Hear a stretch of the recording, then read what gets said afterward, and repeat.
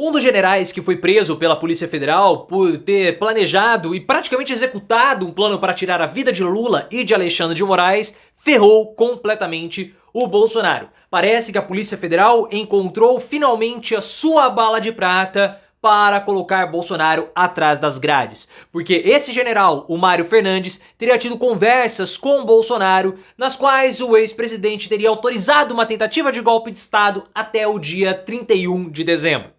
Eu não acredito que o Bolsonaro tenha dado uma ordem direta para um golpe de Estado, porque o Bolsonaro ele é um covardão. Ele deve ter ficado jogando com aquelas falas dúbias muito características dele, o que também explica a fuga dele para os Estados Unidos, porque Bolsonaro teve um jantar com Dias Toffoli lá por meados do dia 20 de dezembro, depois do dia 12 da diplomação de Lula, e ali Bolsonaro chora diante de Dias Toffoli, porque perdera o controle da situação, e aí ele viu que ele iria se lascar. Dias Toffoli falou, vá para os Estados Unidos, e Bolsonaro foi. E essas são informações quentes que foram reveladas pela imprensa na época. Na verdade, alguns meses depois. Bolsonaro está completamente lascado. Coloque nos comentários se você acha que a Polícia Federal encontrou a bala de prata para prender Bolsonaro. Você acha que Bolsonaro tem que ser preso preventivamente? E o último ponto,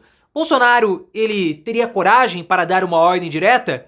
Ou o cara que viu as mulheres o chifrarem e não fez nada contra os comedores, teria possibilidade de dar um golpe de Estado? Se você quer a prisão de Bolsonaro, like no vídeo e se inscreva no canal. O Mário Fernandes, que era um general da reserva preso hoje pela Polícia Federal, ferrou completamente o Bolsonaro. Porque segundo o site Metrópolis, o Mário Fernandes teve conversas com o Mauro Cid. E nessas conversas ele teria revelado que falou com o Bolsonaro e o ex-presidente teria autorizado uma tentativa de golpe de Estado até o dia 31 de dezembro de 2022.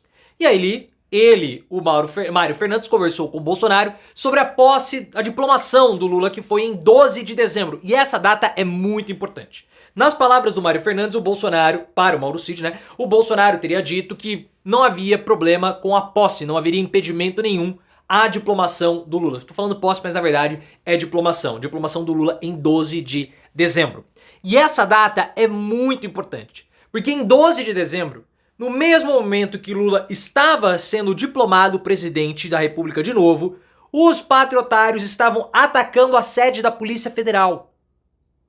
E esse ataque à sede da Polícia Federal tem participação dos Kits Pretos, que é esse grupo de elite das Forças Armadas que tem envolvimento participação do Mauro Cid, do Walter Braga Neto, que deveria já ter sido preso preventivamente.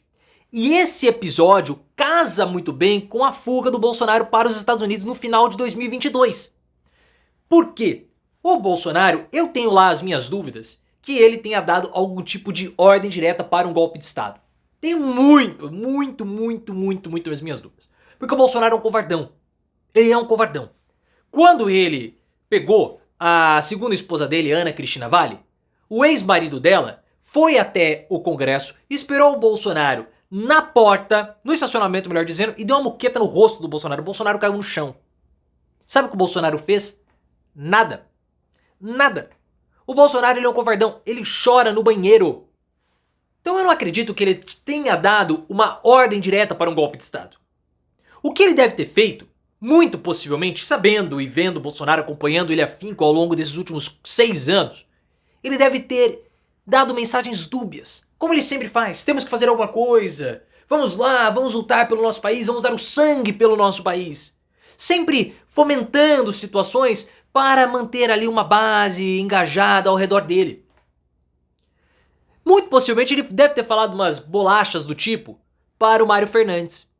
Quando ele viu que os caras não estavam na brincadeira mesmo, que não era só retórica, que eles partiram para ação e ele viu o 12 de dezembro, ele se apavorou. Uma semana depois, não vou dizer 15 dias, mas lá por volta do dia 30, 29, ele teve, pouco antes, né, do dia 30, foi dia 27, 28 de dezembro, enfim, ele teve um jantar de despedida na casa do Fábio Faria, que era ministro das Comunicações. O Dias Toffoli, que era o ministro próximo do Bolsonaro, esteve presente. Nessa reunião, nesse jantar, o Bolsonaro chora na frente do Dias Toffoli. Ele chora porque ele viu que perdeu o controle da festa da Selma e desse entorno que estava tentando fazer alguma coisa. Ele viu, vai acontecer alguma coisa porque já aconteceu, eu vou ser responsabilizado. Eu não sei se ele falou isso para o Dias Toffoli explicitamente, mas o Dias Toffoli recomendou que o Bolsonaro não passasse a faixa para o Lula e saísse do país. E o Bolsonaro fez isso, porque na visão do Dias Toffoli, passar a faixa para o Lula iria aumentar as tensões, porque o Bolsonaro seria vaiado. E aí o Bolsonaro fugiu. Essa é a construção que eu vejo. Então o Bolsonaro tem um envolvimento, por mais que os filhos dele queiram falar que não. O Eduardo tá falando que isso tudo é uma narrativa. Essa prisão é uma narrativa. E o Flávio Bolsonaro está dizendo que não há crime nenhum em planejar ou pensar em matar. Então os caras confirmaram o envolvimento do Walter Braga Neto. Porque as reuniões foram na casa do Walter Braga Neto. Depois das reuniões, o plano começou para a investigação, para o monitoramento do Alexandre de Moraes. Os filhos estão totalmente desesperados com a situação do Bolsonaro. Porque a gente não sabe se eles também estão envolvidos.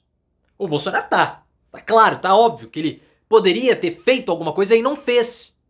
Ele poderia ter mandado o pessoal para casa, mas ele não fez. Ele ficou fomentando os bloqueios, ficou fomentando o acampamento no QG do Exército. Ele é responsável por isso tudo. Não tem como desassociar a responsabilidade do Bolsonaro do ataque. E a situação dele piorou muito depois da descoberta do plano. Isso segundo informações da Veja. Por quê?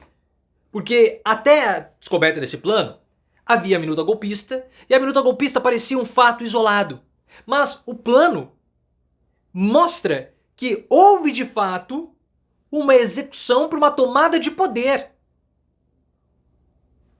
Então por mais que eles queiram falar o seguinte, ora, não dá pra ter punição porque você não pode punir alguém por planejar um crime, mas só por executar. Mas no caso do golpe de Estado não é bem assim. Porque depois que o golpe de Estado já foi feito, não dá pra punir as pessoas que deram um golpe de Estado. Então você pune o planejamento do golpe. Esse é o argumento que vai ser usado contra o Bolsonaro nos tribunais.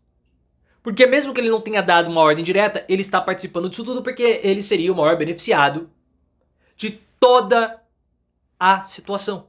Porque o golpe existiu, o plano existiu. Tem um relatório. Tem a escolha de armas. Os caras fizeram um roteiro. Inclusive, eles estavam nas posições.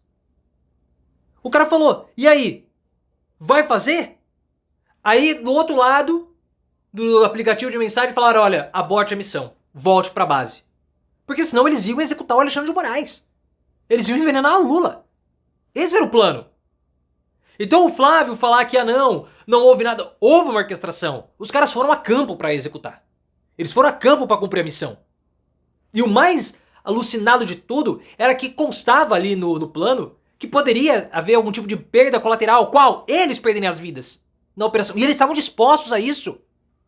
Quando eu falo pra vocês que o bolsonarismo ele se tornou uma jihad política, é exatamente isso. Na semana passada, o patriotário perdeu a vida. Ele se explodiu em frente ao STF. E aí militares estavam dispostos a perderem as vidas para executarem o Lula, Alexandre de Moraes e Geraldo Alckmin. É ou não é um movimento religioso? É claro que é. Por isso que o Bolsonaro não terá anistia, Bolsonaro se lascou cada vez mais e a pena dele só aumenta e a prisão cada vez mais perto.